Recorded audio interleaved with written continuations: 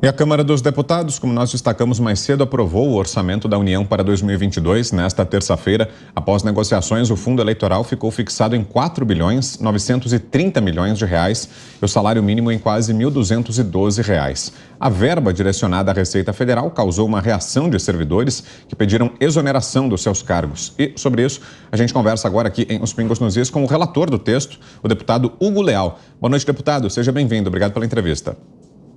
Boa noite, Vitor. Boa noite aos demais participantes aí, o Augusto Nunes, a Trindade, ao Fiuza e a Ana Paula. Deputado, era possível ter deixado mais dinheiro para a Receita Federal no orçamento ou não? Na verdade, Vitor, é bom que nós possamos esclarecer aqui, esse foi um documento encaminhado pelo Ministério da Economia na última semana, pedindo a reserva de um recurso, mas não especificando a carreira. Não especificando. É óbvio que o tema central acabaram sendo as forças de segurança, né? Polícia Federal, Polícia Rodoviária Federal e mais as polícias penais federais. Ficou óbvio, ficou evidente. Porém, o documento que foi encaminhado à Comissão Mista de Orçamento não estabelecia a carreira. Então, o que nós fizemos ali foi colocar o recurso, prover o recurso para esse debate, e, obviamente, ficou evidente que isso seria, então, para as forças de segurança. Mas no documento, na proposta orçamentária, não está especificado por aquela categoria. E isso vai ficar aí a critério, obviamente, da presidência e também do executivo de fazer essa análise. José Maria Trindade faz a próxima pergunta, deputado. Diga, Zé. Salve, deputado. Um problemão esse acertar as contas do orçamento, né? Todo mundo quer muito e existe muito pouco. Mas houve ali um desequilíbrio grande, setores como essas emendas do relator, né? O senhor ficou com quase 16 bilhões de reais, né? Como o senhor vai distribuir essas emendas, deputado? Qual será o critério da sua decisão de distribuição desses recursos? Verdade. Primeiramente, me cumprimentar você, sempre satisfação poder ouvi-lo. Vamos lá. Primeiro que o orçamento é público, né, e ele é debatido num colegiado, Câmara e Senado. Para chegar às emendas de relator, elas são conhecidas como RP9, ou Resultado Primário 9, porque nós temos o RP1, Resultado Primário 1, que são emendas do próprio Executivo, RP2, RP3, RP4, ou seja, nós temos 9 modalidades de emenda, todas elas com recursos bastante significativos e cada um na sua modalidade. Eu fico feliz que a população tenha se acendido para esse debate, colocado luzes na questão do orçamento, porque é importante. Esse recurso e as emendas, né, de relator, nós chamamos aqui tecnicamente de resultado primário 9, elas passaram a ter um debate muito mais evidente, porque exatamente essa distribuição tinha que guardar a proporcionalidade. Estava guardando a proporcionalidade, não vejo nenhum motivo para isso. Agora, o que acontece? Eu vou assumir isso a partir do ano que vem.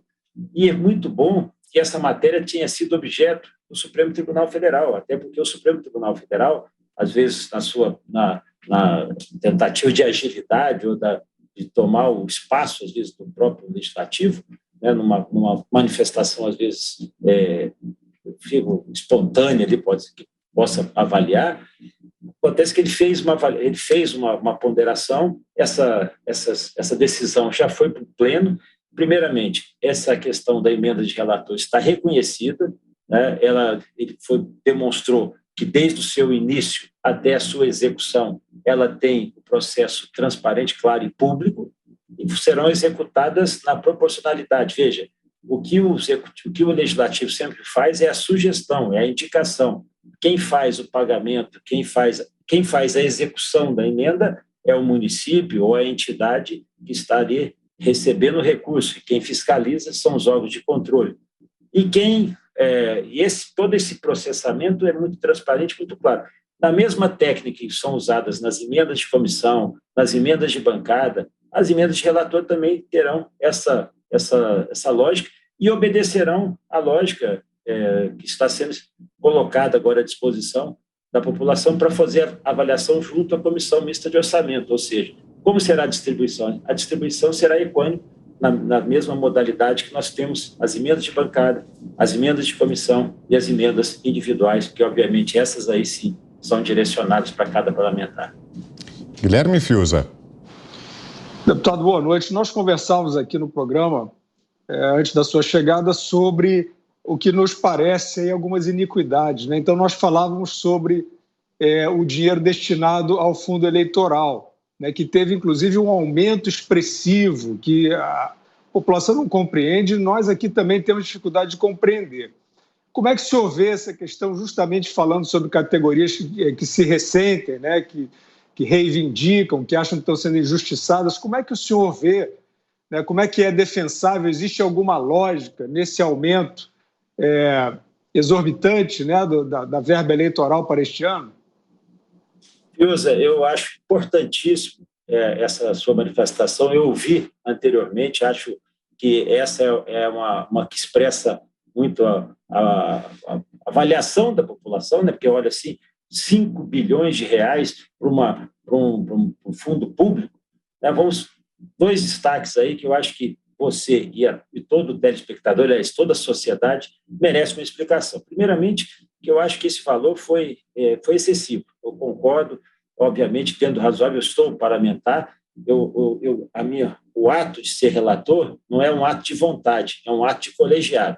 Então, nós convencemos ou somos convencidos, ou temos que apresentar a peça de acordo com a maioria, pelo menos, se não a totalidade da maioria. Então, ponto 1, eu, particularmente, tenho certeza, tenho convicção que foi um valor que eu acho que é excessivo para o momento que nós estamos passando. 2, nós tínhamos, então, um processo de financiamento privado de campanhas que esteve aí comprometido e falido porque houve um envolvimento. O financiamento privado havia uma lógica de que a captura do parlamentar ou do chefe do executivo era feita associada a grandes empresas, e nós vimos aí, no passado recente, uma série de ações nesse sentido, inclusive ações criminosas, né? Mas eu não vou entrar nesse detalhe, mas isso foi muito vinculado a esse tipo de financiamento. 3, este financiamento, e é bom que se diga, porque a gente acaba focando, dando luzes só à questão do financiamento de campanha, o fundão, ele está vinculado ao valor da justiça eleitoral, do orçamento da justiça eleitoral. A população sabe, é importante que ela saiba qual é o custo hoje da justiça eleitoral. Então, o percentual que é formado, o fundão é formado pelo percentual, pelo orçamento que é pago, que é gasto com a justiça eleitoral, que é 10 bilhões por ano. Vamos lá, vou repetir. 10 bilhões por ano custa a justiça eleitoral aqui no Brasil, tá? Para fazer as eleições. Tá? Aliás, o Brasil é um dos poucos países, se não um dos únicos países que tem justiça eleitoral. Ela custa 10 bilhões. O fundo é calculado pelo valor do orçamento do Tribunal Eleitoral, da Justiça Eleitoral. Portanto, se ele é alto, então vamos reduzir essa totalidade, que eu também entendo que isso é um exagero no momento que nós estamos passando. Sim.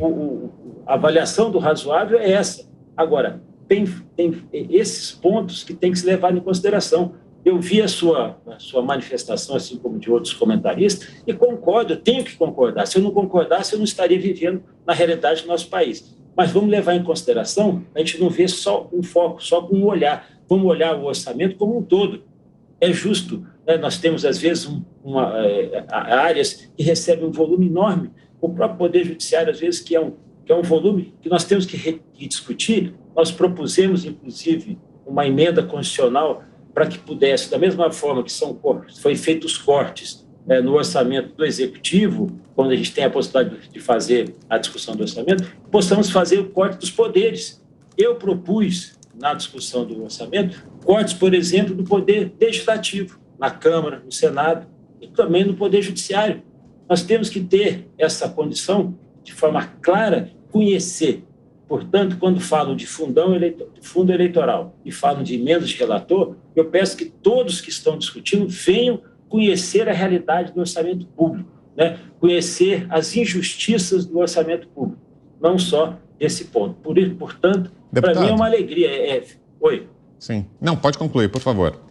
Não, para mim é um motivo de alegria quando essa matéria vem aqui, vem ao debate, porque isso é sinônimo de maturidade na cidadania. Discutir o orçamento público, eu digo assim, é um motivo para quem está na vida pública por opção e por amor. Isso é uma excelente oportunidade para que a sociedade se mobilize e procure saber a realidade, a fotografia, o valor, o custo do Estado, o custo, né, do Poder Legislativo, do Poder Executivo e do Poder Judiciário. É assim que funciona nas melhores democracias e eu espero que aqui, cada vez mais, nós possamos aperfeiçoar isso também. E para a gente fechar a nossa conversa, então, deputado, rapidamente, uma última pergunta da Ana Paula Henkel. Diga, Ana. Boa noite, deputado. Dentro dos novos valores aí do orçamento, né, para 2022, eu estava olhando aqui, eu vi que tem ajustes, né, para a educação. Obviamente, se você perguntar para qualquer cidadão, você gostaria de ajustes para a educação? Obviamente que qualquer pessoa vai dizer sim, claro que queremos e precisamos de ajustes para a educação. No entanto, o que preocupa boa parte dos brasileiros não é, na verdade, eu acredito, não apenas os valores destinados à educação, mas como esses valores são gastos, a fiscalização. Nós sabemos muito bem que existe, dentro do contexto educação, uma área muito política, muito ativista, principalmente da esquerda no Brasil, né? As universidades também, aí muitas tomadas por setores aí vertentes de partidos de esquerda. Como fiscalizar o gasto desse dinheiro agora com ajustes para a educação para que esse orçamento seja gasto com eficiência? Muito bem, Ana Paula, você toca no ponto que eu falo que é um ponto crucial. Não só a discussão do orçamento, mas, como você disse, a qualidade do gasto. Não é quanto custa um aluno, né, per capita, não é quanto custa um estudante universitário per capita, é a qualidade desse aluno, é a qualidade dessa formação. Aonde nós queremos chegar, né? A universidade pública, eu digo que é uma elite da elite. Nós começamos a ascender a outras classes dentro das universidades, nós sabemos e reconhecemos. Agora, que tipo de universitário, que qualidade de aluno nós temos? Não só nessa categoria, mas o principal investimento aqui, Ana Paula, que eu considero nessa proposta nossa, foi aumentar também, como você disse, o ajuste. Nós aumentamos mais de 3 bilhões de reais na educação, foi de 134 bilhões, o orçamento de 134 para 137 bilhões. Nós buscamos privilegiar a educação básica, que nós chamamos de FNDE, o Fundo Nacional de Educação. Esse fundo é que distribui, é que investe nas creches, é que investe no ensino fundamental, no ensino médio. São de recursos que são para merenda. Quando você sobe o patamar, ele vai para as universidades, eu concordo plenamente. As universidades têm uma qualidade excepcional, mas nós precisamos identificar a qualidade desse gasto. Não basta votar um orçamento e aumentar o orçamento. Nós temos que ver exatamente como falou, eficiência e eficácia. E o que nós estamos produzindo lá na frente, qual a qualidade dos nossos formandos, qual a qualidade dos nossos pesquisadores, dos nossos cientistas. Nós todos aqui somos favoráveis que esses investimentos sejam justos, sejam bons investimentos, mas que também possam produzir riquezas para o nosso país, que é o mais importante. Muito bem, então o deputado Hugo Leal conosco aqui em Os Pingos nos Is. Obrigado pela entrevista. Boa noite, deputado. Eu que agradeço a todos que participaram aí também. Um abraço a todos os nossos telespectadores da Jovem Pan. Parabéns a vocês.